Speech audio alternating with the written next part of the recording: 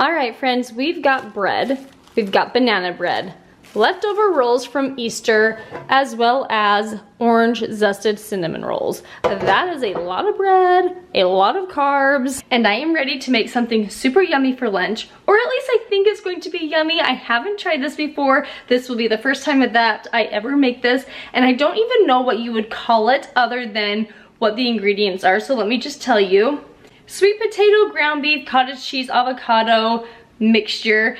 It sounds crazy, it sounds bizarre that maybe it doesn't taste very well altogether. However, this is viral. This is literally all over Instagram and I'm sure TikTok, even though I'm not on TikTok, but this recipe is all over the place, and every time I see it, it looks so delicious. I will take a screenshot and then another screenshot of another recipe that is similar to it, and I'm ready to make it. It is full of protein and fiber and creaminess of like the avocado and the cottage cheese and the healthy fats and the lean meat. And so enough talking. This will probably be a quick video, but I'm excited to make this and see if it really lives up to the hype that the internet says it's as good as it is. So, did that make sense? We'll see how it turns out.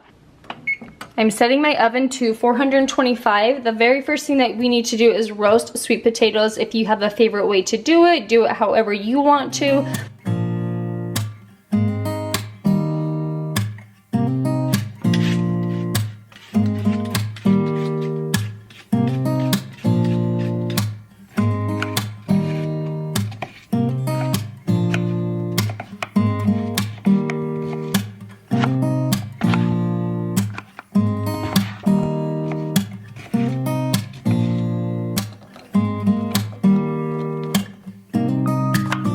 Cutting sweet potatoes is not always pretty. Thank goodness for editing, making it look like I knew what I was doing. But just season it however you want. I like to do a drizzle of olive oil. Sweet potatoes, I love. They are so good with leftover sweet potatoes with eggs in the morning for breakfast is delicious. They are full of fiber and antioxidants. I do a little salt and pepper. I like to go in with a little chili powder. And then I saw somewhere to do just like the smallest amount of cinnamon. And I've made a chili before with sweet potatoes, like a sweet potato chili with a little cinnamon, and it was really good, like just a hair, like not a lot. I love using a silicone mat on my cookie sheets every time I cook anything because it prevents sticking. I don't use any aluminum foil, and they work really, really well, and they're easy to clean. Next up is cooking up some ground beef with taco seasoning on the stovetop. Here's my thing with ground beef. I suggest doing a higher quality ground beef for this recipe because it is kind of part of the main recipe.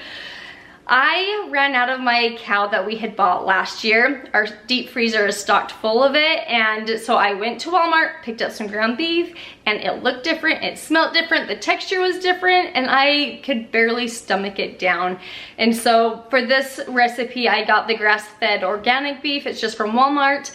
But next month we are getting our 4th of a cow from a farmer that we know. We know that the cows have been grass-fed out in the sunshine, and I'm so excited and so grateful that we're able to do that because I think it just makes such a huge difference. So that's my thing with ground beef.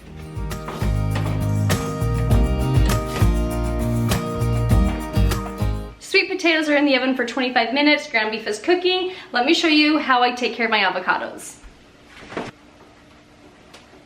When you buy avocados and they are super green, super hard, not ready to use, I feel like the next day it's like, bam, they are ready to use me now or lose them.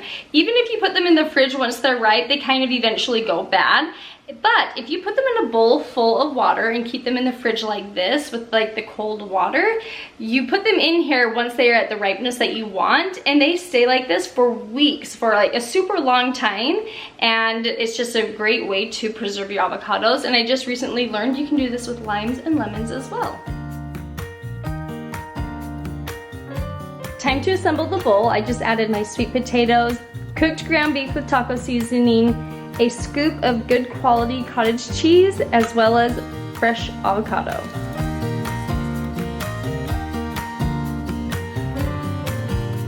Now I'm just going to top it off with some spicy honey, and if you don't have spicy honey on hand, just use some regular honey with a little bit of chili mixed in with it.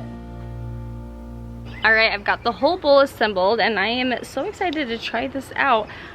Do you mix it all up together or eat it like one little bit at a time? I'm gonna take a little bite of everything first and see how it goes.